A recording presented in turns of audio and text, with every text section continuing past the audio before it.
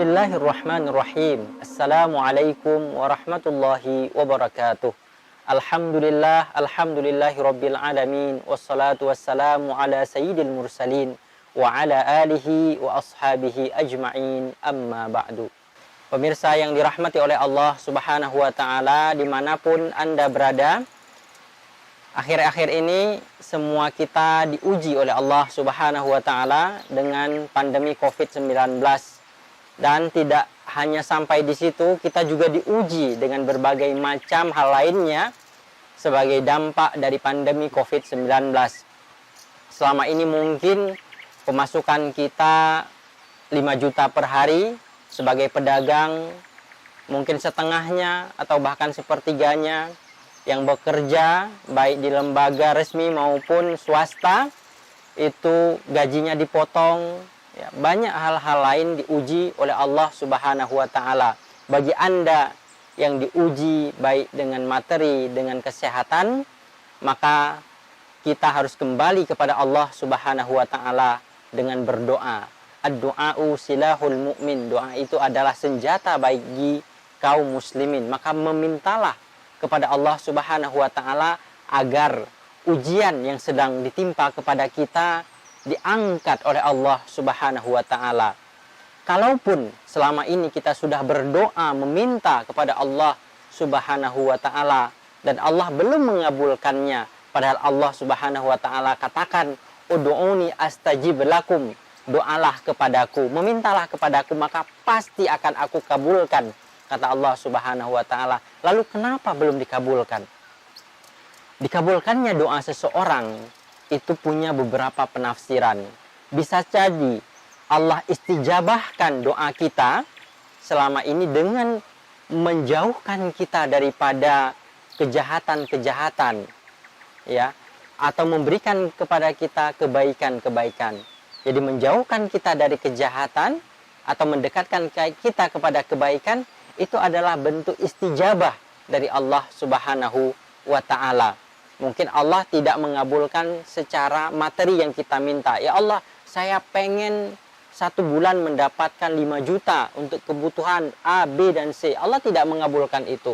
Tapi Allah memberikan kesehatan kepada kita. Sehingga tidak perlu ke rumah sakit mengeluarkan uang banyak.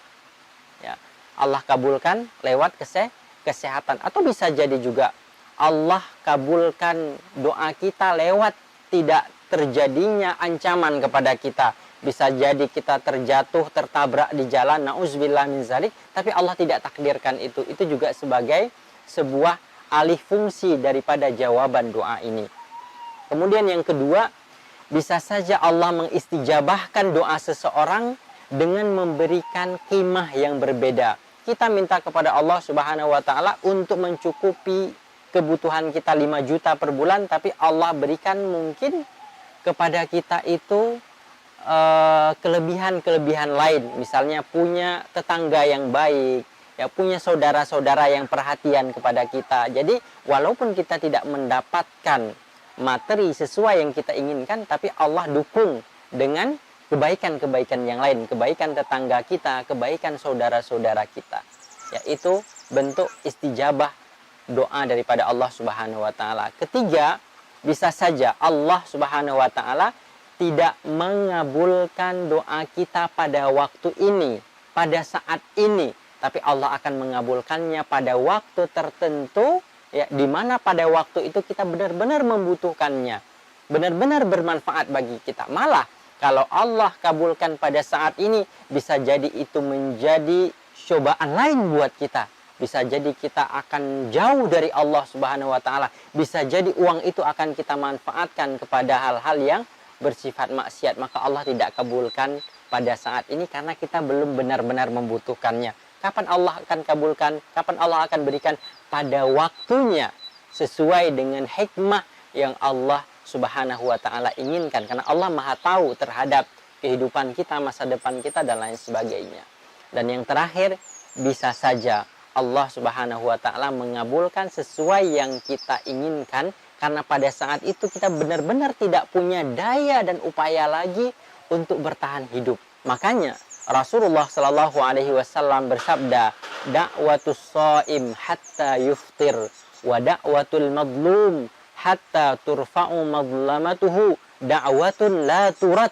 Kata Rasulullah sallallahu alaihi wasallam, seseorang yang berpuasa sehingga berbuka puasa, seseorang yang didolimi atau yang terdolimi sehingga terangkat kedoliman yang menimpanya, doanya itu tidak akan ditolak oleh Allah Subhanahu wa taala, pasti dikabulkan. Dari sini apa pesannya? Bahwa ketika kita sudah berusaha secara pikiran, secara hati, secara lisan, bahkan secara tenaga, sekuat tenaga sudah kita upayakan agar kebutuhan kita terpenuhi, ya, setelah melakukan proses panjang doa, ya, pikiran, secara lisan, bahkan secara fisik sudah kita lakukan, tidak ada yang bisa kita lakukan lagi. Setelah itu benar-benar dalam keadaan yang sangat sempit sekali, maka pada waktu itu, ya, pada waktu itu Allah Subhanahu wa taala pasti akan mengabulkan permintaan Anda. Allah Subhanahu wa taala sendiri Maha Penyayang, Maha Pengasih. Bagaimana mungkin jika ada seorang hamba yang benar-benar dalam kondisi yang sangat sempit sekali, susah sekali, bahkan mendekati kepada kematian misalnya, mendekati kepada kesengsaraan, pasti jika Anda minta pada waktu itu, Allah tidak akan menolak. Allah akan mendatangi Anda, apa yang Anda butuhkan Allah akan berikan. Maka hadirin yang dirahmati oleh Allah Subhanahu wa taala, jika doa-doa kita belum dikabulkan oleh Allah Subhanahu wa taala, yakinilah bahwa Allah Maha tahu, ada hikmahnya. Tapi juga yakin kalau Anda sudah berusaha secara pikiran, tenaga, tidak ada yang bisa Anda lakukan lagi setelah itu, maka yakinlah setelah itu pasti akan datang apa yang Anda inginkan, karena da'watun la turat, tidak akan ditolak oleh Allah Subhanahu wa taala.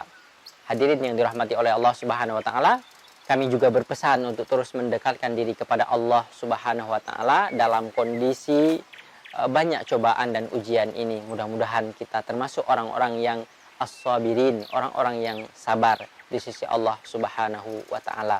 Demikian yang dapat kami sampaikan, pesan-pesan pada kesempatan kali ini, mudah-mudahan ada manfaatnya bagi pemirsa semua. Hadanallahu wa iyyakum ajma'in. Wassalamualaikum warahmatullahi wabarakatuh.